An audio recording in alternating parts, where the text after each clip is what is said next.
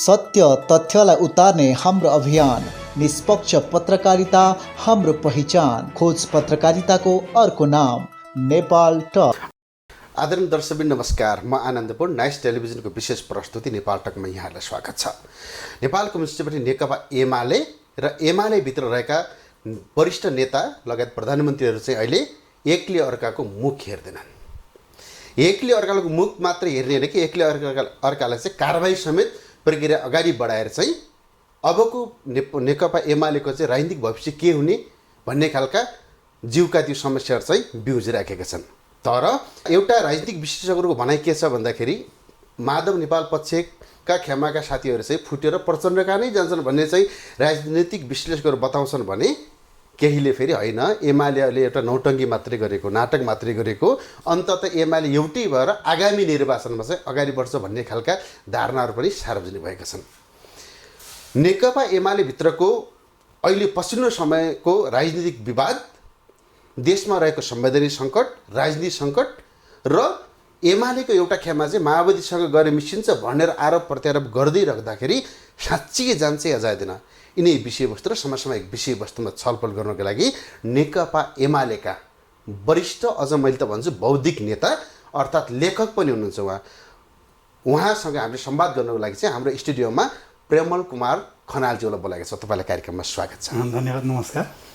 मैले तपाईँलाई सुरु कहाँबाट गरौँ भन्दाखेरि तपाईँ विशेष गरी एमाले भित्रको एउटा बौद्धिक, अझ तपाईँ चाहिँ चर्चित नेता हुनुहुँदो रहेछ। मैले तपाईँका केही अन्तर्वार्ताहरू हेर्दाखेरि चाहिँ त्यो कुरा मलाई महसुस भयो। त एउटा पत्रकारको नजरबाट हेर्दाखेरि मैले तपाईँलाई त्यो देखेँ। एमाले भित्र बौद्धिक नेताहरूको त लर्को नै छ, धेरै नै हुनुहुन्छ, तर त्यसमध्ये तपाईँ पनि एउटा चाहिँ बौद्धिक नेता हुनुहुँदो रहेछ। तपाईँले पार्टीभित्र राख्दै आएका बहसहरूले समाजलाई र पार्टीभित्रका नेता कार्यकर्ताहरूलाई चाहिँ एक खालको म्यासेज दिएको छ। आज मैले तपाईँलाई त्यो विषयलाई फेरि जोड्ने जमर्को गर्दै गर्दाखेरि पछिल्लो समयमा नेकपा एमाले भित्र केही साता अगाडि हेर्ने हो भने एकदम चरमसीमा थियो, अब फुटि नै हाल्यो, अब सकि नै हाल्यो, अब घोषणा हुन मात्रै बाँकी छ भन्ने थियो। अहिले फेरि सुनसान देखिन्छ नि, के हो खास? हाम्रो पार्टी नेपाल कम्युनिस्ट पार्टी एमाले जो भर्खरै अदालतबाट निर्देशित भएर नेपाल कम्युनिस्ट पार्टी एमाले र नेपाल कम्युनिस्ट पार्टी माओवादी केन्द्र हामी पार्टी एकता गरेर नेपाल कम्युनिस्ट पार्टी नेकपा भएर मुलुकमा अगाडि बढ्दै गरेको अवस्थामा फागुन 23 गते फेरि अदालतले निर्देशित गरेर एउटा दुनियाँमा अचम्म, यो विश्वमा सायद यस्तो फैसला भएको छैन होला। राजनीतिक पार्टीहरू आफ्नो ढङ्गले सञ्चालन हुने, आफ्नो ढङ्गले अगाडि बढ्ने जो कुरा थियो अदालतबाट चाहिँ के छ भने फेरि आफ्नो अवस्थामा जानु भनेर चाहिँ जुन निर्देशित गर्यो, त्यसको आधारमा हामी नेकपा एमाले फेरि मतलब चाहिँ हामी एउटा पुरानै अवस्थामा छौँ। 25 जेठ 2 गते जतिखेर पार्टी एकता हुनुभन्दा अगाडिको अवस्थामा थियौँ, त्यही अवस्थामा पुगेका छौँ। र पुगिन त यहाँले भने जस्तो एक खालको अहिले हाम्रो पार्टीभित्र समस्या आएको छ कि 25 जेठ 2 गते को जुन अवस्था थियो त्यतिखेर पार्टी अध्यक्ष मतलब केपी शर्मा ओली, वरिष्ठ नेता झलनाथ खनाल, वरिष्ठ नेता माधव नेपाल हुँदै पदाधिकारीको व्यवस्था, पोलिट ब्युरोको व्यवस्था, केन्द्रीय कमिटीको व्यवस्था जो थियो त्यो आधारमा अगाडि बढ्नुपर्छ भन्ने जो कुराहरू भइरहेको थियो, फागुन 28 गते एकाएक केपी शर्मा ओलीले पार्टीको औपचारिक बैठकै नबोलाइकन आफ्नो समूहका, आफ्नो गुटका मतलब मान्छेहरूलाई बालुवाटारमा, त्यो पनि सरकारी निवासमा बोलाएर पार्टीको बैठक बस्यो र यसले विधान पनि सम्पन्न गर्यो। र हिजो 9 महाधिवेशन निर्वाचित भएका सबै पदाधिकारीहरू खारेज भए। म आफू अध्यक्ष मात्रै रहेँ र एउटा काम गर्ने महासचिव मात्रै मैले राखेको छु, अरू सबै महाधिवेशन आयोजक कमिटीका सदस्य हुन् भनेर उहाँले एक खालको फतवा जारी गर्ने काम गर्नुभएको छ। विधिमा पनि नभएको, विधानमा पनि नभएको, पद्धतिमा नभएको। पहिलो कुरो त त्यो बैठकै भनिएको त्यो अवैधानिक छ। वास्तवमा त्यो चाहिँ कम्युनिस्ट पार्टीको मतलब नीतिबाट, विधिबाट र सामान्य एउटा क्लबकै बैठक सञ्चालन गर्दा पनि त्यो क्लबको अध्यक्षले आफ्ना क्लबका सबै सदस्यलाई लिखित रूपमा पत्र लेख्नुपर्छ नि, यो मितिमा यति बजे बैठक बस्दैछ, यो एजेन्डा हुन्छ भनेर हुन्छ नि त। त्यो पनि छैन, एक त खबर पनि गरिएको छैन र त्यस्ता खालका त्यो विधान विभिन्न निर्णय गर्नुभयो। र त्यो निर्णय गरिसकेपछि बाहिर आएर सञ्चार मिडियमबाट मैले खबर गरेको थिएँ, किन आउनु भएन उहाँहरू दोहोऱ्याएर भन्छु। जब एउटा गम्भीर खालको त्रुटि गरेर चाहिँ मतलब के छ भने गम्भीर त्रुटि गरिसक्नु भएको छ, पार्टीमा एक खालको चाहिँ एउटा अनिच्छा सिर्जना गर्ने काम गर्नुभएको छ, अनि त्यो काम गरी ढोकाभित्र थुनेर चाहिँ जे जति काम गर्नुभयो अनि ढोका बाहिर आएर बाहिर चाहिँ म गाउँघरमा हुन्छ डाँडामा बसेर कराउने जस्तै गरेर सञ्चार माध्यमबाट भाषण गरेर मैले त बोलाएको थिएँ अरे। त्यसमा सबैभन्दा दुनियाँमा अहिले मतलब चाहिँ ढाँटको मतलब चाहिँ एउटा मतलब चाहिँ उहाँलाई दिनुपर्ने हुन्छ कि कहीँ नभएको होइन दिउँसै रात पर्ने खालको हिसाबले उहाँले चाहिँ नेकपा एमालेका झन्डै 5 लाख कार्यकर्ताहरूलाई चाहिँ के छ भने दिउँसै रात पर्ने खालको हिसाबले त्यति मात्रै कहाँ गरौँ र उहाँले त तपाईँहरूका 4 जना वरिष्ठ नेताहरूलाई पूर्व प्रधानमन्त्री लगायतका 4 जना नेताहरूलाई त तपाईँहरू कारबाही नै गर्नु भने होइन त्यसमा त उहाँले जे जति गर्दै आउनु भएको छ बोल्दै आउनु भएको छ त्यो अवैधानिक छन् हाम्रो पार्टीको नीति हाम्रो पार्टीको विधि हाम्रो पार्टीको सिद्धान्त अनुसार छैन जे जस्तो खालको कुराहरू हुन्छ त्यो पार्टी कमिटी औपचारिक बैठक बस्नुपर्छ कसैको कमी कमजोरी भएका बारेमा समीक्षा हुन्छ गम्भीर खालको नै मतलब के छ भने चाहिँ गल्ती गरेको रहेछ भने त्यहाँ आलोचना हुन्छ आलोचनाले भएन भने कारबाही कुरा छ विधानमा तर उहाँलाई त मनमौजी रूपमा उहाँलाई त्यो गर्ने अधिकारै छैन एकजना अध्यक्षलाई हाम्रो मतलब पार्टीको विधानमा कोही पनि व्यक्तिलाई मलाई पनि वा तपाईँलाई कसैलाई पनि त्यो अधिकारै छैन भयो भने त्यो कमिटीको बैठकबाट हुन्छ रायबाट हुन्छ सल्लाहबाट हुन्छ र उहाँले किन एक खालको फता जारी गर्ने गर्नुभएको छ त्यो उहाँको कारबाहीको कुनै अर्थै छैन एउटा यस्तो भएछ क्या तपाईँहरूले बारम्बार सञ्चार माध्यममा तर्क गर्दै आउनु भएको नव महाधिवेशनको मूल मर्म स्पिरिट र पार्टीको विधान त जे हो त्यो कुरालाई क्रस गर्नुभयो उहाँले एकात्मकता लाद्नुभयो एकाधिकार लाद्नुभयो भन्ने खालको चाहिँ खास नव महाधिवेशनको पार्टीको मूल मर्म स्पिरिट अनुसार तपाईँहरूको पार्टीको संरचना त अलि राम्रो बनेको थियो होइन र होइन नौ महाधिवेशनले जुन एउटा कार्यदिशा पक्रेको थियो कि यो नेपाली समाजमा अब चाहिँ के छ भने एउटा आर्थिक सामाजिक रूपान्तरण गरेर अझ मतलब चाहिँ मार्क्सवादी भाषा भन्दा अब आर्थिक सामाजिक क्रान्ति गरेर मतलब आर्थिक सामाजिक क्रान्ति गरेर समाजवादी क्रान्ति गरेर समाजवादमा जानुपर्छ भन्ने एउटा कार्यदिशालाई त्यो फ्रेमवर्कमा नव महाधिवेशन भएको थियो र अब त्यो राजनीतिप्रति उपर पनि उहाँको टिप्पणी थियो हेर्नुहोस् महाधिवेशनको हलभित्र उहाँले म त यो छलफलमा सहभागी भएको छैन यो राजनीतिक प्रतिवेदनको बारेमा मेरो छुट्टै मत छ म पछि कुरा गर्छु यसमा मेरो सहमति छैन यद्यपि पास भयो हलबाट भनेर उहाँले चाहिँ के छ भने त्यो डिफल्ट टाइपले राख्नु भएको थियो त्यति गर्दा पनि त्यो एमालेको नौ महाधिवेशनका डेलिगेट्सहरूले उहाँलाई मतदान गरेर उहाँले थोरै मतले मात्रै विजय हुनुभयो थोरै मतले त्यसमा हाम्रो कम्युनिस्ट पार्टीभित्र समस्या के हो त भन्नुहुन्छ भने नीति एउटाले पेश गर्ने अनि निर्वाचित नेतृत्व अर्को हुने भएपछि त्यो नीतिलाई चाहिँ क्यारी गर्ने मतलब बोकेर हिँड्ने हुन्छ नि मतलब त्यो तहमा समस्या भइरहेको थियो जतिखेर पार्टी एकता हुनुभन्दा अगाडि 71 साल असारको मतलबमा चाहिँ हाम्रो महाधिवेशन भयो 75 सालसम्म आइपुग्दाखेरि हाम्रो पार्टीभित्र पनि आन्तरिक गडबडी थियो हेर्नुहोस् अन्तर्सङ्घर्ष चलेकै थियो विचारको हिसाबले कार्यशैलीको हिसाबले सङ्घको हिसाबले के छ भने गुटगत गतिविधिलाई उहाँले तीव्र रूपमा अगाडि बढाइनु भएको थियो विचारलाई कार्यदिशालाई उहाँले समाउन सक्नु भएको थिएन र एउटा व्यक्तिवादी हिसाबले सञ्चालन गरिनु भएको थियो त्यही पनि के छ भने हाम्रो पार्टीभित्र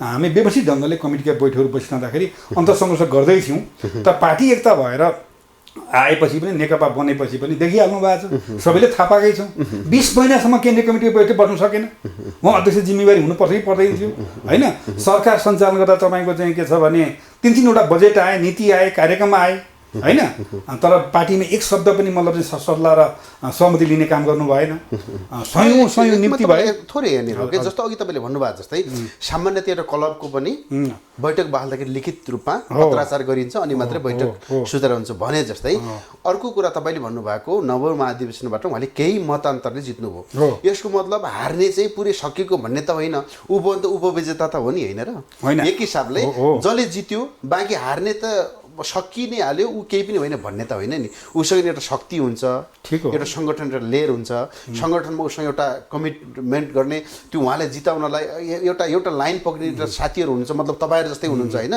त्यो हिसाबले विजेता र उपविजेता त हो नि होइन र त्यसमा अहिले पनि के छ भने हामी 9 महाधिवेशन हिसाब गरिरहँदाखेरि हामी केन्द्रीय पदाधिकारीमा अहिले पनि के छ भने हामी 12 जना छौँ केपी ओली पक्षबाट 10 जना मात्रै हुनुहुन्छ पोलिट ब्युरो 45 जनामा हामी 25 जना छौँ केपी ओली समूहपट्टि 20 जना मात्रै हुनुहुन्छ केन्द्रीय कमिटी तपाईँको 197 जनाको छ हामी 97 जना छौँ उहाँ चाहिँ 90 जना मात्रै हुनुहुन्छ भनेपछि त स्पष्ट रूपमा माधव नेपालजीले प्रतित्व गर्नुभएको चाहिँ मतलब चाहिँ उसमा हामी स्पष्ट बहुमत छौँ स्पष्ट बहुमत त्यसमा बहुमत हुँदा भएपछि के भने उहाँले फागुन 28 गते नै त्यो चाहिँ के छ भने एउटा परिकल्पना गरेर कृत्रिम बहुमत खडा गर्नको लागि 23 जनामा चाहिँ मनोनयन गर्नुभयो जो विधानमै छैन मनोनयन गर्नै पाइँदैन पार्टीको सदस्यता नै नलिएकालाई पनि केन्द्रीय समितिमा लाग्नु भन्ने हो नेकपा एमाले सदस्य भएको छैन कुन तहको मान्छे आएको जिल्ला कमिटीको मान्छे आएको हो कि समर्थक मात्रै आइरहेको छ कि वामपन्थी उसमा भएर कुन तहको राख्नुपर्ने कुरा त पार्टीको मामला हो नि त पार्टी कमिटीमा हुनुपर्छ नि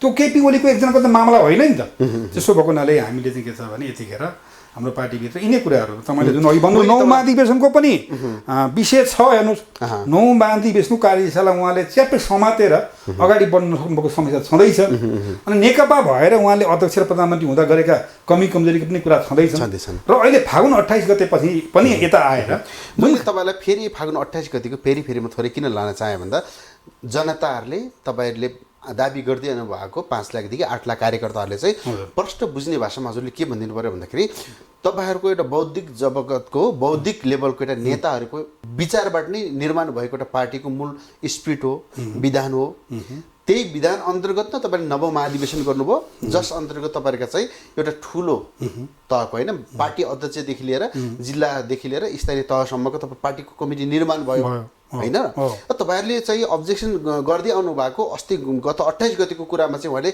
एकैचोटि त्यसलाई चाहिँ बडाङ बुडिङ च्यातिदिनु भयो फ्याँकिदिनु भयो र अर्को उहाँले अर्को तानासा प्रवृत्ति लागू गर्नुभयो भन्ने तपाईँले आरोप लगाउनु भएको छ यही होइन त स्वेच्छाचारिता भयो मनमौजी भयो व्यक्तिवादी प्रवृत्ति हाबी भयो उहाँले जे गरे पनि हुन्छ भन्ने खालको उहाँले देखाइदिनु भएको छ जबकि त्यो विधानमा छैन र हाम्रो पार्टीको विधानभित्र सबै पार्टी सदस्यहरू सार्वभौम हुन् बराबरी अधिकार छ यद्यपि उहाँ पार्टी अध्यक्ष कमिटीभित्र आएपछि एमङ त के हो त उहाँ लिडर हो सबै मध्येमा लिडर चाहिँ हो कमिटीभित्र आउँदाखेरि तर बाहिर हामी के हौँ त सबै समान सदस्य हौँ उत्तिकै अधिकार हुन्छ नेकपा एमालेलाई कुन दिशामा लैजाने कुन दिशाबाट अगाडि बढाउनुपर्छ भन्ने बारेमा तपाईँको पनि राय मेरो पनि राय सबैको रायका आधारमा हुन्छ त्यहाँ एकजनाको मात्रै केही पनि चल्दैन आखिर समयको सामूहिकताबाट नै एकदम नेकपा एमालेसँग कट्टिबद्ध त्यसो हुनाले कार्यकर्ताको मूल मर्म अनुसार त एउटा पार्टीको विधान बनाएको त्यसो हुनाले त उहाँमा चाहिँ के छ नि यो मार्क्सवादी मतलब विचारबाट लेस भएर पार्टी पनि सञ्चालन लेनिनवादी विचारबाट सिद्धान्तबाट लेस भएर पार्टी पनि सञ्चालन नगर्ने सरकार पनि सञ्चालन नगर्ने तहमा उहाँ पुग्नुभयो हिजो नेकपा हुँदा पनि प्रचण्डले चाहिँ को तर्फबाट जुन हाम्रा नेताहरूको तर्फबाट 19 बुँदे मतलब पृष्ठको जो राखेको थियो म तपाईँहरू चाहिँ माओवादीसँगको प्रसङ्ग फेरि जोड्नेछु तपाईँहरू चाहिँ जो महाधिवेशनबाट आएको जुन एउटा पदाधिकारीदेखि लिएर केन्द्रीय कमिटीको लेभलको नेताजीहरू हुनुहुन्छ उहाँहरूलाई सबैलाई उहाँले चाहिँ प्रधानमन्त्रीज्यूले चाहिँ एउटा निर्णय गर्दाखेरि भत्ताभुङ्ग पारिदिएर अध्यक्ष र महासचिव बाहेक अरू सबैले चाहिँ आयोजक कमिटी सदस्य बनाइदिनु भयो हो त्यही त त्यो कुरा उहाँलाई अधिकारै छैन भने 9 महाधिवेशनमा निर्वाचित भएका अधिकारी मतलब पदाधिकारीलाई सदस्यहरूलाई त्यो 10औं महाधिवेशनको हलमा जस्ताको तस्तै जाने अधिकार छ भनौँ न एमालेको 9 महाधिवेशन सहभागी भएका 22 डेलिगेट्सहरू देशभरिबाट प्रवासबाट आएका डेलिगेट भनौँ कि हामीले चुनेको खै त्यो उपाध्यक्ष खै त्यो चाहिँ मतलब चाहिँ उपमहासचिव खै सचिव भनेर सोद्धा उहाँले के जवाब दिनुहुन्छ उहाँलाई त्यो अधिकार दिएको छ उहाँको अध्यक्ष चाहिँ आफूले राखेर हलमा जाने महासचिव लिएर जाने अनि त्यहाँ वरिष्ठ नेता जानु पर्दैन त्यो हलभित्र वरिष्ठ नेताको हैसियतले उपमहासचिव छन् घनश्याम भुषाल हुनुहुन्छ उपमहासचिव विष्णु पौडेल हुनुहुन्छ 4-4जना सचिवहरू छन् 5-5जना सचिवहरू छन् उनीहरू त्यहाँ जानु पर्दैन हलभित्र जवाबदेही हुनु पर्दैन हलभित्र त्यसमाले महाधिवेशनको मेन्डेट विपरीत र त्यो 22 डेलिगेट्सलाई हामीले सोधौँ कि तपाईँले त्यही छोडिदिनु भएको एकजना व्यक्तिलाई सबै अधिकार दिएर छोड्नु भएको नेभर होइन विधानमा त्यो अधिकारै छैन त्यसो भएको हुनाले उहाँमा त्यो के भने स्वेच्छाचारिता हाबी भएको छ मैले जे गर्दा पनि हुन्छ हाबी भए पश्चात माथि बसेर यसो गर्ने खालको चाहिँ मतलब चाहिँ उहाँ हुनुहुन्छ यो प्रवृत्ति निश्चितै अब यहाँनिर जाउँ न यो प्रवृत्ति किन उहाँले लागू गर्नुभयो भन्दाखेरि तपाईँहरूमा केही कमी कमजोरीहरू पनि हरेक पार्टीमा हरेक दलमा हरेक व्यक्तिमा कमी कमजोरी त हुन्छन् नै यद्यपि के भन्ने गरिन्छ भन्दाखेरि कमी कमजोरी कति ठुला कति साना र यसले चाहिँ लामो समयसम्म जनतालाई देशलाई राष्ट्रलाई चाहिँ के खालको असर माफ गर्छ भन्ने नहोइन यसको मेरो भनेको मतलब चाहिँ तपाईँहरूले जति बेला तपाईँहरू त पूर्ववत अवस्थामा 75 जेठ 2 गति पुर्याइदिएपछि नै यो अवस्था आएको तर यो बिचमा चाहिँ तपाईँहरूले चाहिँ माओवादीसँग एकता गर्दाखेरि माओवादी केन्द्रसँग एकता गर्दाखेरि तपाईँहरूले चाहिँ केपी शर्मा ओलीज्यूलाई अघि तपाईँ जोड्नु भएको 19 बुँदे आरोप लगायतका प्रचण्डसँग एउटा प्लानमा चाहिँ केपी ओलीलाई सत्ताबाट हटाउने राष्ट्रपतिज्यूलाई पनि हटाउने प्रधानमन्त्रीलाई हटाउने खालका चलखेल सुरु गरेपछि उहाँ तपाईँसँग चिडिएर अहिले पूर्ववत अवस्थामा उहाँले नै एउटा योजनाबद्ध ढङ्गले पुर्याएको र तपाईँलाई चाहिँ डाँडा कटाउने काम भयो भन्ने खालको बजारमा होइन सुनिन्छ नि त्यो त्यो त्यो यसो छ। गत असारदेखिको कुरा गर्नुहुन्छ भने बजेट पेश गर्नुभयो, नसोधी गर्नुभयो, पार्टीलाई सोध्नु भएन, पार्टीलाई जानकारी दिनु भएन, पार्टीको नीति सिद्धान्तलाई उहाँले आत्मसात गर्नु भएन, नवोदरवादीलाई नीतिलाई नै प्रश्रय दिने खालको नीति कार्यक्रम ल्याउनु भयो। त्यसले दलाल पुँजीवादलाई प्रश्रय गर्ने खालका नीति कार्यक्रम बजेटहरू आइरहेका छन्। पार्टीले टिप्पणी आलोचना गर्दै आयो। त्यसपछि स्थायी कमिटीको बैठक माग गर्न खोजियो। हिजो नेकपा हुँदाखेरि 20 जनाले लेखेर दिने काम भयो, त्यसलाई टार्ने काम गर्नुभयो। यी धेरै कुराकानी भएका आधारमा चाहिँ बैठक बसेर यो निरूपण गर्नुपर्छ भन्दा पनि उहाँले टेर्नु भएन, मान्नु भएन। त्यसपछि 5 जना वरिष्ठ नेताहरूले लिखित दिनुभयो, उहाँले फेरि प्रत्युत्तर दिनुभयो। त्यसपछि यो 19 पृष्ठको कुरा आएको छ। आफूले लेखेर दिएको कुरा चाहिँ हिसाब किताब भएन। अन्य 19 बुदालाई चाहिँ उहाँले के भन्नुभएको, सङ्गीन आरोप लगाएको, राजनीतिक भविष्य समाप्त पार्न खोजिएको के हो भन्ने कुरा चाहिँ कमिटी बैठक छलफल गर्नुहोस् न। त्यो 19 पृष्ठको बुदामा के भनिएको छ त भनेदेखि तपाईँले पार्टी सञ्चालन गर्दाखेरि यति यति कमी कमजोरी गर्नुभएको छ, मनोबुझी गर्नुभएको छ। सरकार सञ्चालन गर्दाखेरि पनि तपाईँले यति कमी कमजोरी गर्नुभएको छ। त्यो 19 पृष्ठको चाहिँ मतलब जति पनि कुरा छ सारभाव यही हो। सरकार सञ्चालन गर्दा पनि, पार्टी सञ्चालन गर्दा पनि तपाईँले मनमोजी गर्नुभयो, पार्टीको सिद्धान्तलाई तपाईँले छोड्ने काम गर्नुभएको छ, नवोदरवादलाई पक्षपोषण गर्ने काम गर्नुभएको छ, दलाल पुँजीवादलाई प्रश्रय गर्ने काम गर्नुभएको छ। तपाईँले पार्टी सञ्चालन गर्दाखेरि एउटा सामूहिकताको पद्धतिलाई तपाईँले छोड्नु भएको छ। मन लागे बैठकमा आउने होइन, बैठक सञ्चालन गर्ने, बैठकमा सहभागीका विचारै नसुन्ने, यो खालको जो छ त्यही कुरा हो त्यो 19 बुदाको भने। जस्तो तर त्यसमा उहाँले चाहिँ के छ भने छलफलै गर्न चाहनु भएन नि। बाहिर आफ्ना समर्थकहरूबाट आरोप लगाइदिने हाम्रो अध्यक्षलाई। आरोप हो कि आलोचना हो भन्ने कुरा त्यही छलफल गर्नु पर्यो नि त। दुधको दुध पानीको पानी त्यही पार्टी बैठकमा बस्नुपर्छ। पार्टी कमिटीबाट बैठकबाट उहाँ भाग्नु भयो। तैपनि 26 गते भदौमा पुग्दा चाहिँ हाम्रो पार्टीले के भन्नु त भनेदेखि ठिक छ, जे जस्तो अवस्था भयो अब सबै कुरालाई विषम गर्ने हो। अब तपाईँले पार्टी अध्यक्ष पनि तपाईँ, महाधिवेशनसम्म तपाईँले सञ्चालन गर्ने र चाहिँ प्रधानमन्त्री पनि तपाईँ भएर बाँकी 2 वर्ष पुरा गर्ने हो भनेर फागुन भदौ 26 गते भन्यो। र जति पनि गुटगत गतिविधि गरिरहनु भएको छ तपाईँले, मदन भण्डारी फाउन्डेसन खोलिरहनु भएको छ, आफ्ना मान्छेलाई देशव्यापी रूपमा तपाईँले त्यहाँ भर्ती गरिरहनु भएको छ। गुटमा कम्युनिस्ट पार्टीभित्र भर्ती गर्नुपर्ने मान्छेलाई अनि तपाईँ गुटको चाहिँ मदन भण्डारीको नामबाट तपाईँ त्यतिखेर तपाईँलाई यस्तो तपाईँले गर्दै आउनु भएको तर्क चाहिँ अलिक पुरानो मैले तपाईँको अन्तर्वार्ता हेरेँ। तर तपाईँले के भन्नुभएको छ भन्दाखेरि सरकारले पार्टी चलाउने कि पार्टीले सरकार चलाउने होइन। केपी शर्मा ओलीज्यू नेकपाको अध्यक्ष हुँदाखेरि उहाँलाई प्रस्ताव गर्नुको थियो। पूर्व प्रधानमन्त्री पुष्पकमल दाहाल, पूर्व प्रधानमन्त्री माधवकुमार नेपाल दुवैजनाको प्रस्तावमा बनेको प्रधानमन्त्री हो होइन। अब यस कारणले सरकारले सत्ता चलाउने कि सत्ताले सरकार चलाउने तपाईँले अब्जेक्सन गर्नुभएको थियो। यो कुरालाई अझ प्रष्ट भाषामा भन्नु होइन। यो त उहाँ चाहिँ त्यसमा डेबिट हुनुहुन्छ। हाम्रो कम्युनिस्ट पार्टीमा अहिलेसम्म जति पनि कुराहरू हुन्छ पार्टीले मोर्चामा पठाउँछ, व्यक्तिहरूलाई मोर्चामा पठाउँछ, जाऊ त्यहाँ गएर मोर्चामा काम गर र तिमीले के काम गर्छौ त्यो कुरो बारम्बारमा रिपोर्टिङ गर्ने काम गर है। र महत्त्वपूर्ण राष्ट्र जनताका चाहिँ सवालमा चाहिँ पार्टी जवाबदेही हुनुपर्ने खालको पार्टीसँग सरकारको भएको विषय हो भने तिमीले पार्टीमा चाहिँ के छ भने रिपोर्टिङ पनि गर्नुपर्छ, पार्टीको पर्मिसन पनि लिनुपर्छ। त्यो चाहिँ राज्य सञ्चालन गर्ने कुरा हो नि त। नेकपाले राज्य सञ्चालन गरिएको छ।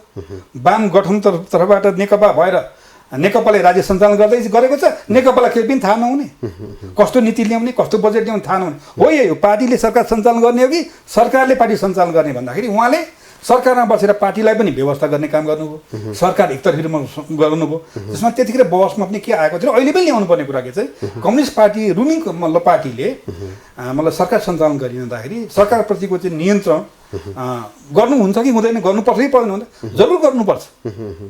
उसलाई दायाँ बायाँ हुन दिनु हुँदैन। उसले आकार उकार पनि तलमाथि गएर सरकारमा गयो भने त्यो जनताले भोलि गएर पार्टीप्रति मतलब चाहिँ प्रश्न चिन्ह खडा गर्नेछन्, अम्लो ठड्याउनेछन्। त्यसले हर बखत हर पहलु चाहिँ के छ भने सरकारका कामहरूको बारेमा वाचडग भएर होइन हेर्ने काम गर्नुपर्छ। र त्यसका लागि के चाहियो, आवधिको रूपमा नियमित रूपमा रिपोर्टिङ हुनु पर्यो। कस्ता मान्छे भर्ती गर्दै गरेको छ होइन। त आज हाम्रो मतलब उसमा समस्या के हो भनेदेखि जति पनि सरकारबाट नियुक्ति भएका मान्छे छन् पार्टीप्रति जवाबदेही छैन, व्यक्तिप्रति जवाबदेही भएन। केपी शर्मा ओली प्रति जवाबदेही भइरहेका छन्। अनि सरकारी लोगो लगाएर राजकीय नियुक्तिमा गएका मान्छेहरू सरकारी लोगो लगाएर अनि गुटको चाहिँ के छ भने पक्षपोषण गर्ने काम गरिरहेका छन्। उनीहरू त चाहिँ के छ भने 10 to 5 जबको मान्छे हो नि, राजकीय मान्छे हो नि, तर एकदम फौजदारी खेल्ने हिसाबले केपी ओलीको पक्षपोषण गरिरहेका छन्। त्यो नेकपाको पक्षपोषण गरिरहेका छैन, नेकपा एमालेको पक्षपोषण गरिरहेका छैन। त्यसमा व्यक्तिको जय जयकार गाउने हिसाबले मान्छेलाई नियुक्ति गर्ने भर्ती गर्ने पनि काम भयो विगतमा। त्यसोले हामीले के प्रश्न ल्याइरहेको थियौँ भनेदेखि सरकारलाई वाद्यको रूपमा नियन्त्रण गर्ने। तर डे टु डे फङ्सन कलम समाएर चाहिँ तपाईँले यहाँ सही गर्नु भन्ने होइन, पार्टीको काम त्यो होइन। मार्गदर्शन दिने हो, नीति दिने हो, नियुक्ति गर्दा यस्ता मान्छे नियुक्ति गर। संवैधानिक अङ्गमा नियुक्ति गर्दाखेरि चाहिँ के हुनु पर्यो त भने चाहिँ सक्षम योग्य मान्छे नियुक्ति गर्नु पर्यो नि त। उहाँको घरमा गएर चाहिँ के छ भने चाकरी गर्ने मान्छेलाई नियुक्ति गर्ने कुरा होइन, पार्टीमा त्यो आउनु पर्यो, त्यो व्यक्तिहरू नियुक्तिका लागि आउनु पर्यो। पार्टीले क्वालिफाई गर्ने काम। हिजो नेकपा एमाले हुँदा 51 सालको यहाँलाई सामान्य कुरा भनौँ, नेकपा एमाले मनोज अधिकारी प्रधानमन्त्री नियुक्ति गर्दाखेरि त्यहाँ हामी राज्य व्यवस्था विभाग थियो, तल जिल्ला कमिटीबाट अञ्चल कमिटीबाट सिफारिस भएर आउँथ्यो। अनि एमाङ द बेस्टका बारेमा त्यो स्क्रिनिङ हुन्थ्यो विभागभित्र, राज्य व्यवस्था विभागभित्र। अनि राज्य व्यवस्था विभागले अनि पार्टीको हेडक्वार्टरमा सचिवालयमा सिफारिस गर्थ्यो। अनि सचिवालयले आएका सिफारिस मात्रै एमाङ द बेस्टलाई नियुक्ति गर्ने काम गर्थ्यो। हेर्नु होला मनोज अधिकारीको पालामा नियुक्ति भएका जति पनि व्यक्तिहरू छन् कहीँ विवादित भए? अहिले त हेर्नुहोस् के छ, फेसबुक साइबर सेनामा चाहिँ मतलब भाग लिएका मान्छेहरू 24 घन्टा चाहिँ तपाईँको फेसबुकमा चाहिँ के छ भने नेताहरूको उछितो काट्नेहरू, गाली गर्नेहरू मान्छेहरू आज जागिर खाइरहेका छन्, नियुक्ति पाइरहेका छन् होइन। र बदनाम मान्छेहरू तपाईँको आज विभिन्न अङ्गमा नियुक्ति भइरहेका छन्। एउटै व्यक्तिले पटक पटक नियुक्ति पाइरहेको छ। वही कुरा तपाईँको चाहिँ के अरे 19 बुधे 19 मतलब पेजको उसमा चाहिँ थियो। अनि यसमा बहस गर्न चाहनु भएन। उहाँ नितान्तै अल्पमतमा हुनुहुन्थ्यो र हाम्रो केपी शर्मा ओलीजी चाहिँ कहिले पनि के छ भने अल्पमतमा बस्न चाहनु रहेछ। जबकि हाम्रो लेनिनवादी सिद्धान्तमा के हुन्छ भने बहुमत र अल्पमत हुन्छ पार्टीभित्र। र अब लेनिनले के भन्नुभयो त भने बहुमतको चाहिँ के छ भने निर्णय हुन्छ, अल्पमतको चाहिँ के भन्छ भने अल्पमतले चाहिँ बहुमतको निर्णयलाई पालना गर्नुपर्छ। तर अहिले हामीले जब अगाडि बढाइरहँदाखेरि हामीले के भन्यौँ, अल्पमतलाई पालना मात्रै गर्ने, अल्पमतलाई के हुन्छ त भने अनुगमन गर्ने, उसका चाहिँ ग्रीभान्सहरू, उसका सुझावहरू, आलोचनाहरू के छन् त्यो सुन्ने काम गर्नुपर्छ। मतलब चाहिँ बहुमतवालाले भन्ने जो मतलब हामीले जबरजभित्र परिभाषित गर्न खोजेका छौँ त्यसलाई पनि उहाँले स्वीकार्न सक्नु भएन जस्तो। अनि भागेर हिँड्नु भएर नेकपाबाट भाग्नुभयो, पुस 5 गते संसद विघटन गर्नुभयो, त्यसपछि फेरि भाग्नुभयो। अनि गर्दा गर्दै नेकपाभित्रै रहँदा पनि उहाँले आफ्नो खालको मनमौजी कमिटीहरू गठन गर्नुभयो र यो खालको स्थिति सिर्जना पैदा भयो। आदरणीय दर्शक, यति बेला हामीले संवाद गर्दै गर्दाखेरि एउटा हरेक देशमा, हरेक राष्ट्रमा चाहिँ विभिन्न दलहरू हुने गर्छ। त्यो दलभित्र एउटा सिस्टम हुने गर्दछ, जुन सिस्टमबाट एउटा कुनै व्यक्ति राष्ट्रको प्रमुखको रूपमा चाहिँ नियुक्ति गरिन्छ र उसले चाहिँ प्रायः जसो चाहिँ ती राष्ट्रको प्रमुख नियुक्ति भएका व्यक्तिहरू चाहिँ कुनै दलसँग आबद्ध नभएर त्यो ठाउँमा त्यसै पुगिँदैन। यदि उहाँ चाहिँ राष्ट्रको त्यो ठाउँमा पुगेर उहाँले आफ्ना सरकारी गतिविधि सञ्चालन गर्दाखेरि ठुला विदेशीसँगको सम्बन्धको कुरा रहोस् या त राष्ट्रभित्र ठुला आयोजनाका कुरा रहन् या त राष्ट्रमा कस्ता खालका नीति नियम र निर्देशनहरू लागू गर्ने भन्ने विषयमा उसले स्वाभाविकले दलभित्र र अन्य प्रतिपक्षी दल सबै दलसँग छलफल र सहकार्य गरेर मात्रै अगाडि बढ्दाखेरि त्यो शक्तिमा बसेको व्यक्तिको एउटा ओज रहने गर्दछ। मैले पहिला एकजना व्यक्तिसँग, एकजना नेताजीसँग संवाद गर्ने क्रममा उहाँले अनौपचारिक रूपमा के भन्नुभएको थियो भन्दाखेरि, कमरेड नेकपा एमालेको सङ्गठनात्मक गतिविधि चाहिँ चर्को रहेछ, हामीले त ठट्टा मात्रै गरेका रहेछौँ भनेर एकजना माओवादी नेताले भन्नुभएको थियो। तर आज त्यही नेकपा एमाले भित्रको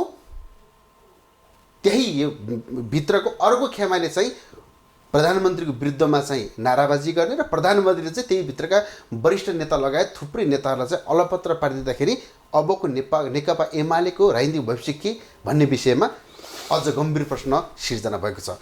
यिनै समयसम्म विषयवस्तुलाई हामीले फेरि यो छोटो व्यापारिक विश्रामपछि जोड्नेछौँ। अहिले यो छोटो व्यापारिक विश्राम जस्तो पार्टीको जुन मूल मर्म स्पिरिट र नेपालमा कम्युनिस्टहरू एक ठाउँमा रहेर मात्रै नेपाललाई एउटा सुख समृद्धि अमन चयन जनतालाई दिलाउन सकिन्छ भन्ने हेतुले चाहिँ पार्टी एकता गरिएको थियो। निश्चित हो। त्यो हिसाबले तपाईँले के गर्नु भन्दा केन्द्र सरकारदेखि स्थानीय तहसम्म तपाईँले एक हिसाबले दबदबा कब्जा नै जमाउनु भयो होइन। जनताले दिएको मेन्डेट हो त्यो कब्जा प्रदेश बाहेक 2 नम्बर प्रदेश जनताले तपाईँलाई मत दिएर न तपाईँले कब्जा गर्न सक्नुभयो होइन। तपाईँलाई एउटा कम्युनिस्ट नेपालमा कम्युनिस्ट एउटा इस्टाब्लिस भएपछि जनताले सुख पाउँछन् भनेर केन्द्रदेखि तपाईँलाई स्थानीय तहसम्म मत दिए, तपाईँहरूको सबै ठाउँमा चाहिँ सरकार सत्ता बढ्न सफल भयो। तर त्यो चाहिँ क्षणभरमै 3 वर्षमा चाहिँ त्यो कुठाराघात भइदियो कि।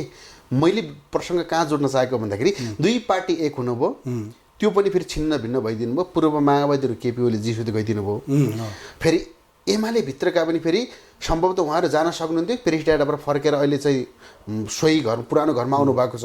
के गर्नुहुन्छ त्यो त भविष्यमा देखिने कुरा नै होला, देखिन्छ नै होइन। के देखियो भन्दाखेरि उहाँहरू अदली बदली हुँदाखेरि जनताहरूमा नेता कार्यकर्तामा चाहिँ वितृष्णा पैदा भयो कि होइन। तपाईँ विशेष गरी राजनीतिक विश्लेषक जस्तो पनि र त्यही भित्रको नेता भएकाले गर्दा यसले जनतालाई कस्तो असर पर्छ, नेता कार्यकर्ता कस्तो असर पर्छ, के भन्नुहुन्छ यस बारेमा? मुख्य कुरो हामीले 3 वर्ष बितायौँ सरकार सञ्चालन गरेर। जे हुनु नोक्सान त भयो, तर जो बाँकी 2 वर्षमा हामी के गर्छौँ भन्ने लागेको थियो। तर दुर्भाग्यवश उहाँले संसद विघटन गरेर यो लाठीचार्ज गरेर संसद पनि समाप्त पार्नुभयो, संविधानलाई पनि कुल्चिने काम गर्नुभयो, पार्टीलाई पनि पार्टीभित्र पनि मतलब लाठीचार्ज गर्नुभयो र जनताप्रति गरेको वाचा कबल प्रतिबद्धता पनि उहाँले धुजा बनाइदिनु भयो। हामीले के भनेका थियौँ? सुशासन दिन्छौँ भनेका थियौँ। हामी जनतालाई के छ भने चाहिँ एउटा रोजगारी दिन्छौँ भनेका थियौँ। हामी शिक्षा, स्वास्थ्य, आवास, खाद्यान्न, खानेपानी, रोजगारी होइन, यी सबै कुरा सर्वसुलभ गराउँछौँ है आदरणीय जनताहरू, हामीलाई मत दिनुहोस्, दिनुहोस् भनेर गनेका थियौँ। तर आज हेर्नुहोस् त महँगी, तपाईँको छोराछोरीलाई अहिले पनि पब्लिक विद्यालयमा पढाउन योग्य भइरहेको छैन।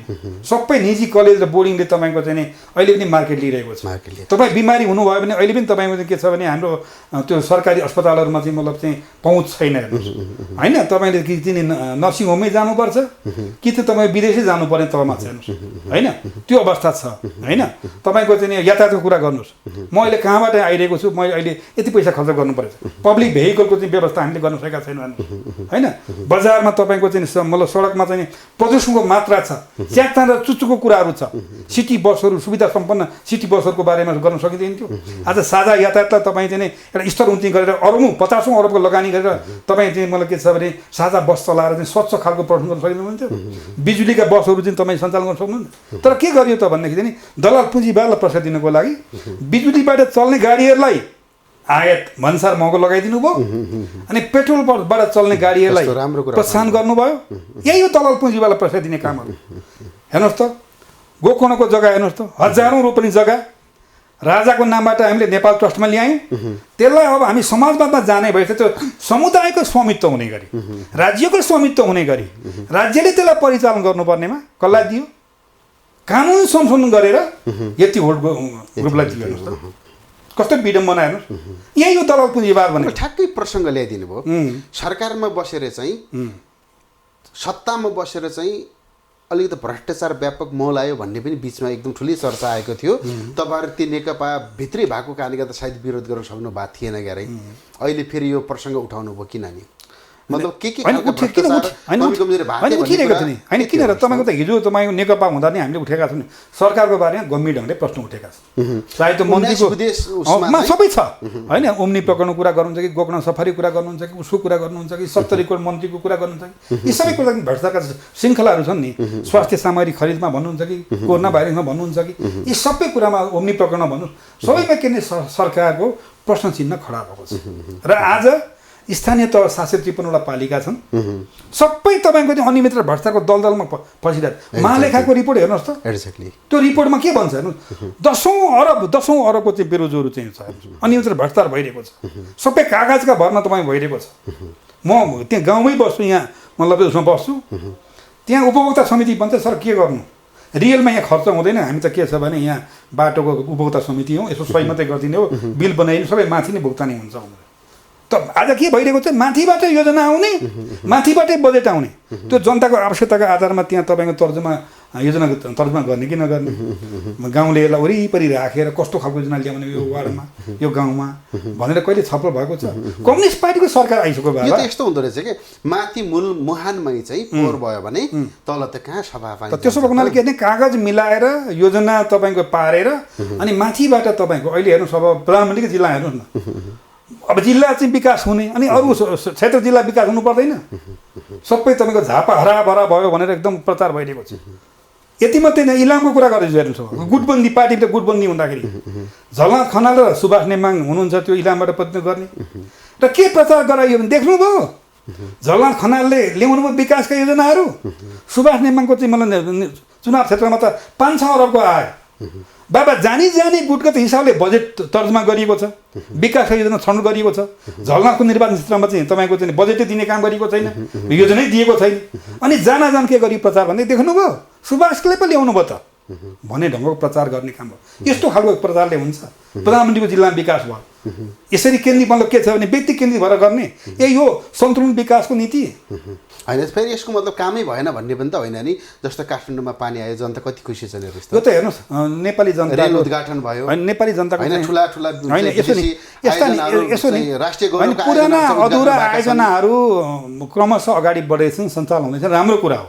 तर छाती ठोक्नु पर्ने विषय होइन यो। मुख्य कुरो के हो त भने जनताको दिल खुसी पार्न सक्यो कि सकेन। अघि हामीले भन्यौँ नि त, यतिखेर हामीलाई किन बेसिक निडहरू शिक्षा, स्वास्थ्य, आवास, खाद्यान्न, खानेपानी, रोजगारी, आज कम्युनिस्ट पार्टीको सरकार सञ्चालन भइसकेपछि सार्वजनिक उद्यमहरू कसरी सञ्चालन भइरहेका छन् हेर्नुहोस् त। दुग्ध विकास संस्थानलाई तल गाउँसम्म लानु पर्दैन थियो, कृषि संस्थानलाई तपाईँको तलसम्म लानु पर्दैन थियो। असार हुन्छ, तपाईँ कृषकहरूले मल पाउँदैन हेर्नुहोस् त, बिउ बिजन पाउँदैन हेर्नुहोस्। संस्थानहरू माथि काठमाडौँमा बस्ने अनि मतलब सङ्घीयतामा जाने भन्ने संस्थानहरू तल जानु पर्दैन।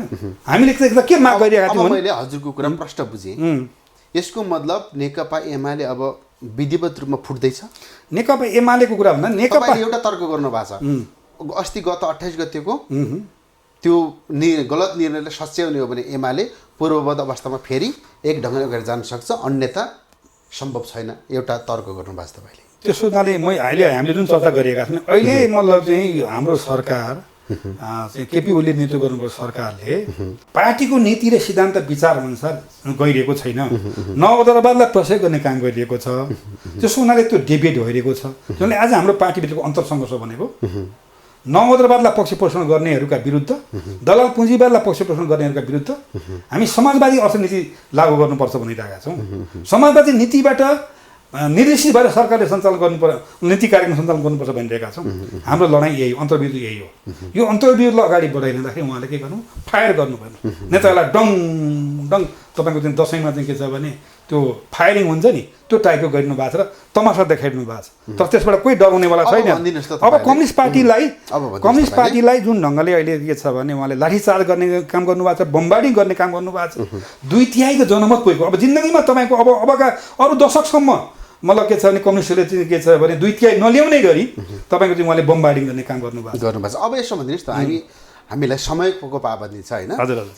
तपाईँहरूलाई के आरोप छ भन्दाखेरि एमाले भित्रका माधव नेपाल, झलनाथ खनाल लगायतका एउटा समूह चाहिँ छुट्टिएर अन्ततः प्रचण्डसँग चाहिँ मेल हुने र प्रचण्डसँग नै एकता गर्छन् भन्ने खालको तपाईँहरूलाई आरोप छ। यो पनि प्रश्न पारिदिन्छु अलि छोटो। होइन, आरोप त हेर्नुहोस्, त्यो त के छ भने यो बुर्जुवाहरूले होइन र कम्युनिस्ट एकता हुन नचाहनेहरू होइन र चाहिँ के छ भने दलाल पुँजीवादलाई पक्ष पोषण गर्न चाहनेहरू, समाजवादको खोलमा, कम्युनिस्टको खोलमा दलाल पुँजीवादलाई प्रशय दिने मान्छेहरूले त्यो प्रचण्डलाई पनि देखि सक्दैनन्, वैद्यलाई पनि देखि सक्दैनन्, चित्रबहादुर केसीलाई पनि देखि सक्दैनन् होइन। र उनीहरूलाई त्यो हाउगुची भइहाल्छ। प्रचण्डसँग मिल्नु भनेको, वैद्यसँग मिल्नु भनेको सिद्धान्तनिष्ठ एकताको पक्षमा छौँ हामी नेकपा एमाले यतिखेर पनि एउटा बृहत कम्युनिस्ट पार्टी निर्माण हुनुपर्छ। किन समाजवादी क्रान्तिको दिशामा अब हामी जाँदैछौँ। हामीले राजनीतिक क्रान्ति सम्पन्न गरेका छौँ र समाजवादी क्रान्ति गरेर समाजवादमा जानको लागि नेकपा एमाले मात्रै एक्लै गर्दैन है। नेपालका तमाम वामहरू एक ठाउँमा हुनुपर्छ। प्रचण्ड लगायतसँग प्रचण्ड मात्रै होइन, मोहन वैद्य किन नआउने? आउनुपर्छ। अब खुला राजनीति गर्ने, शान्तिपूर्ण राजनीति गर्ने हो र समाजवाद ल्याउने हो भने त अब हामी के छ अगाडि त बढ्नु पऱ्यो नि त। चित्रबहादुर केसी किन त्यहाँ मलाई बसिरहने हो त? बृहत कम्युनिस्ट पार्टी निर्माण गरेर तहमा जानुपर्छ। कस्तो राम्रो कुरा गर्नुभयो। त्यसो भएको हुनाले तपाईँले यति राम्रो कुरा गरिदिनु भयो तपाईँले होइन। यो तपाईँले भविष्य पार्टी नेपालमा रहेका कम्युनिस्टहरू चाहिँ अगाडि बढ्दाखेरि यो खालको हुनुपर्छ भन्ने जुन भिजन दिनुभयो। तर हामी संसदीय अभ्यासमा हुँदाखेरि चाहिँ अब के हुन्छ भन्ने अहिले एउटा ढुकढुक छ। यसलाई पनि छोटोमा जिज्ञासा मेटाइदिनुहोस् न। संसदीय व्यवस्थामा चाहिँ अङ्कगणितको लेखाजोखामा छौँ अहिले। नेकपा एमाले भित्रै आफै चाहिँ के हुन्छ त्यसको एउटा कथा छ भने अब यता चाहिँ सरकार अब ढल्यो, अब सरकार गयो, अब सक्यो अब भन्ने खालको आरोप छ। तपाईँ त्यो खालको एउटा बाहिर चर्चा परिचर्चा छ। नेकपा एमालेलाई अब कुन बाहिरी प्रतिपक्षी दल या त भित्र रहेका दलहरू कसले सहयोग गर्छ? यो छोटोमा दुईवटा कुरा। अहिले यो सरकार अहिले आजको दिनमा ढलेको छैन। यो वाम गठबन्धनबाट बनेको सरकार हो। अहिले पनि नेकपा माओवादीले सरकारको समर्थन फिर्ता लिएको छैन। नेकपा एमाले अहिले पनि संसदीय हिसाबले एडीका छ। त्यसो हुनाले चाहिँ नि प्रधानमन्त्री केपी ओलीका प्रति नैतिक हिसाबले पनि तपाईँको उहाँलाई चाहिँ प्रश्न चिन्ह खडा भएको छ। संसद विघटन गर्नुभयो, कम्युनिस्ट पार्टीको सिद्धान्त विरोध गर्नुभयो, र नैतिक आधारमा तपाईँले राजीनामा दिनुहोस् र नेकपा एमाले भित्रैबाट सरकार लिडरसिप गर्ने खोजौँ र वामपन्थीकै नेतृत्वमा सरकार अहिले पनि कायम हुन्छ। पहिलो अप्सन। दोस्रो अप्सन चाहिँ उहाँ त्यो गर्न चाहनु हुँदैन भनेदेखि हिजो पुस 5 पछाडि प्रतिगमन विरोधी मतलब राजनीतिक दलहरूको जुन एउटा आन्दोलन भयो त्यसको मोर्चाबन्दी हुनुपर्छ र तपाईँको चाहिँ प्रतिगमन विरोधी मतलब चाहिँ राजनीतिक शक्तिहरूको तहबाट चाहिँ सरकार गठन हुनुपर्छ। यी दुईटा अप्सन बाहेक त अरू अप्सन छैन नि। भनेपछि केपी शर्मा ओलीको सरकार कन्टिन्यू रहन्छ अब ढल्छ? केपी ओली सरकार त रहने सम्भावना कसरी रहन्छ र उहाँले? ढल्छ होइन। उहाँ चाहिँ नैतिक छोड्नु भएपछि कम्युनिस्टको सरकार जोगाउने हो, वामपन्थीको सरकार जोगाउने हो भने उहाँले आफू एक कदम ब्याक भएर देश र दुनियाँमा जुन खालको सङ्कट आउँदैछ, पार्टीमा सङ्कट आउँदैछ, आन्दोलनमा सङ्कट आउँदैछ, त्यसलाई उहाँले रक्षा गर्ने काम गर्नु जोगाउनुपर्छ र कम्युनिस्टहरूले कहिलेकाहीँ मान त्याग पनि देखाउन सक्नुपर्छ। शपथ खाने त्याग गर्न तयार छु भनेर। अनि सधैँभरि तपाईँको चाहिँ के छ नैतिक प्रश्न खडा हुँदा पनि उहाँ यसै समातेर बस्न मिल्छ भन्ने नै कुराहरू हामीले उठाइरहेका छौँ। आदरणीय दाजुमा आज मैले जुन संवाद गरेँ मलाई पनि चित्त बुझ्यो। किन भन्दा नेपालको पछिल्लो राजनीतिक घटनाक्रमलाई हेर्ने हो भने संवैधानिक सङ्कट त छँदैछ नै। संवैधानिक सङ्कटले उहाँलाई पूर्ववध अवस्थामा कहिलेकाहीँ फिल्म हेर्दा फ्ल्यासब्याक भन्ने हुन्छ नि, त्यस्तै उहाँलाई 75 जेठ 2 भन्दा अगाडि पुर्याइदिएपछि अहिले यो खालको सङ्कट सिर्जना भएको हो। यदि त्यसो हुँदैन थियो भने नेकपा अहिले फुटेर 2 हुन्थ्यो, 3 हुन्थ्यो, या त एउटै भएर अगाडि बढ्थ्यो। त्यो चाहिँ गर्भमै रह्यो, त्यो बाहिर निस्कन सकेन। समसामयिक विषयवस्तु र अन्य थुप्रै विषयवस्तु उहाँसँग मैले थुप्रै अन्तरङ्ग गर्न मन हुँदाहुँदै पनि समयको पाबन्दीले मैले आज बिदा माग्नु पर्ने रह्यो। कुनै समयमा उहाँसँग थप विषयवस्तु र अन्य विषयमा चर्चा गर्ने नै छौँ। अहिलेलाई भने मेरा प्राविधिक मित्र र मेरा अतिथि विद्वान मित्र हामी दुवैजनालाई बिदा दिनुहोस्। हवस् त, धन्यवाद, नमस्कार। नमस्कार।